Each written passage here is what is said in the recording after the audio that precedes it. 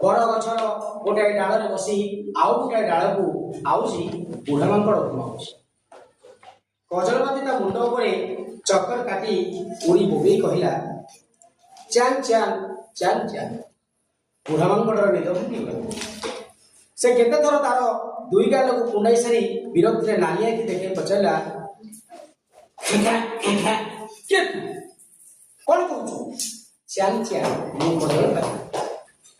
ବିଚରା ହଳଦୀ ବସନ୍ତର ବସା ଭାଙ୍ଗିବା କଣ ତୁମର ଉଚିତ ହେଉଛି? ଉଚିତ ଅନୁଚିତ ମୁଁ ବୁଝେ ନାହିଁ। ଗଛ ଡାଳରେ ଡେଇଁ ବୁଲିବା ମୋର ଅଭ୍ୟାସ। ଆମେ ବଳଶାଳୀ, ଆମର ଯାହା ଇଚ୍ଛା ଆମେ ତାହା କରିବୁ। ଜୋର ଯା ବିରକ୍ତ। କଜଳପାତି ତାପରେ ବହୁ ପ୍ରକାର ବୁଝାଇଲା, ମାତ୍ର ଗୌଆ ମାଙ୍କଡ଼ ତା କଥା ବୁଝିଲା ନାହିଁ। କଜଳପାତିର ସବୁ